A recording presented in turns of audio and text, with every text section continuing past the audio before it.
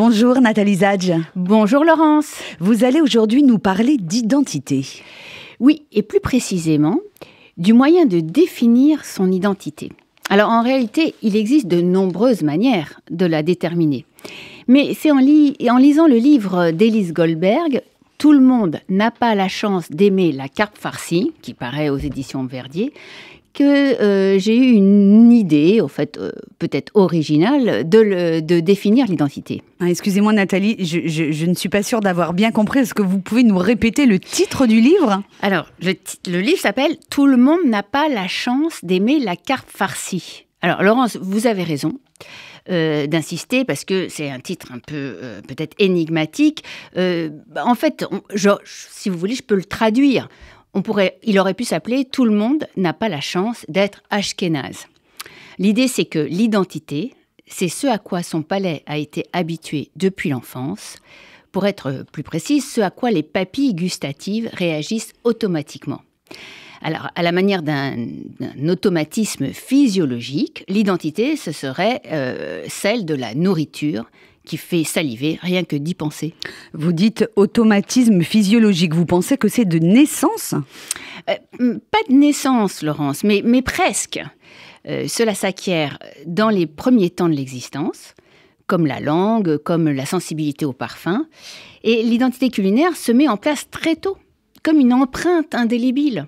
Vous savez, comme dans l'histoire de Lois de Lorentz, cet éthologiste génial qui s'est rendu compte un jour qu'il y avait une petite oie qui le suivait partout. Alors il s'est demandé pourquoi, et c'est en observant ce qui se passait immédiatement après l'éclosion des oies qu'il a compris que l'oison s'attache à vie au premier être en mouvement qu'il aperçoit au moment de son éclosion. Alors cet être est généralement sa mère, et il va la suivre et l'imiter jusqu'à acquérir sa propre autonomie. Lorenz a montré que ce réflexe était essentiel pour la survie de l'individu. Or, si la fameuse oie de Lorenz donc, le suivait partout, c'est que précisément, il s'était trouvé devant la coquille, devant l'œuf, au moment de l'éclosion. Bien, j'ai envie de vous dire que la nourriture de son enfance, les saveurs cuisinées qu'on a mangées lors des premières années de sa vie, fonctionnent un peu comme des empreintes inscrites profondément dans notre être et qui réveillent des réactions physiologiques automatiques durant toute notre existence. Alors, je comprends bien ce que vous nous expliquez, Nathalie Zadj, mais en quoi c'est une identité ?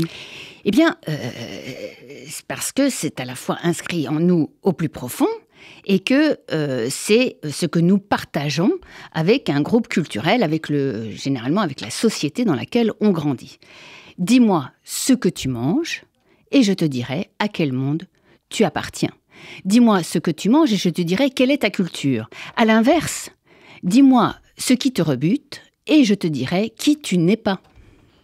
Par exemple, la fameuse carpe farcie, si vous n'avez pas tété ça au biberon, ça peut être très difficile à avaler.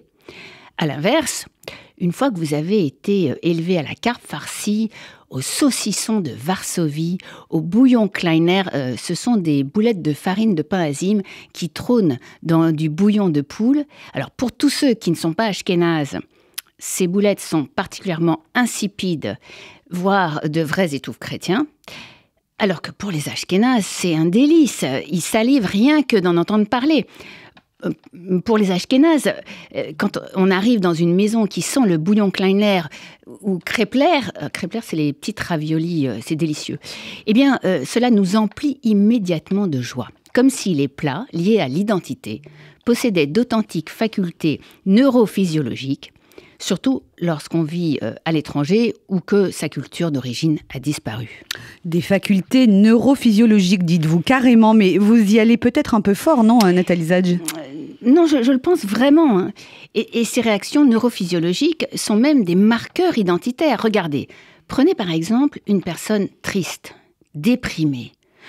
Offrez-lui du foie haché, en yiddish gehackte Leber, sur une tranche de pain au cumin agrémentée d'un cornichon au sel bien croquant et observez sa réaction. Rien qu'à la vue de ce que vous lui présentez, s'il ébauche un sourire, si, quand vous lui il met le mets dans sa bouche, donc cette tartine de foie haché avec ce cornichon, s'il commence à sortir de sa déprime, c'est que c'est un ashkénaze.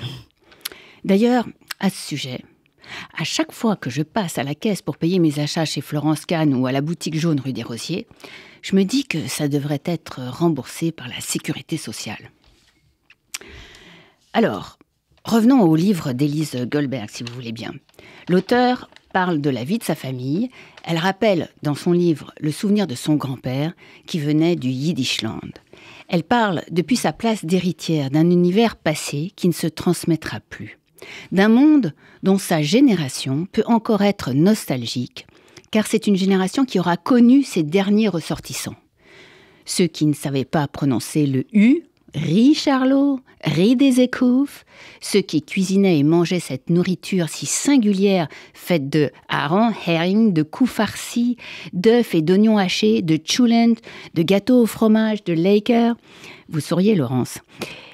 Ceux qui buvaient le thé brûlant dans un verre en ayant un morceau de sucre bien calé entre les dents. Dans son ouvrage, Élise Goldberg décline les noms des plats. Elle raconte de quoi ils sont faits. Elle insiste aussi sur les différentes manières de les nommer en yiddish, en français, parfois les deux à la fois, car l'auteur est une fine observatrice de la famille juive ashkénaze immigrée, s'interroge sur des raisons et les circonstances du choix des mots. Elle raconte les discussions, les débats à propos des plats, des manières de les préparer, les circonstances de leur dégustation. La nourriture scande le rythme de l'existence. Les mets et le calendrier sont intrinsèquement liés. Alors, on ne mange pas de la carpe farcie tous les jours, loin de là. On en mange les jours de fête. Bon, c'est vrai, on le sait, dans le calendrier juif, les jours de fête sont pléthores, en commençant par le plus important, la fête hebdomadaire du Shabbat. En vérité, je devrais dire, on ne mangeait pas de la carpe farcie tous les jours. De fait, le livre d'Élise Goldberg parle des derniers moments de l'existence de ces saveurs. Sur le site Facebook auquel l'auteur fait référence, dont elle rapporte les échanges dans son ouvrage, les amis rappellent le nom des restaurants dans le Marais, à Belleville, Albert International, où l'on se rendait en famille pour déguster les plats typiques de la cuisine yiddish, des restaurants qui ont fermé depuis longtemps.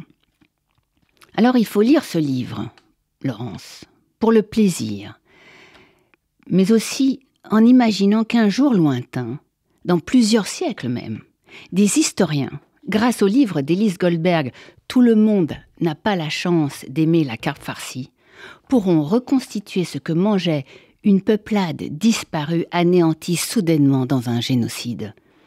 Ils sauront en quoi consistaient ces plats et comment on les nommait.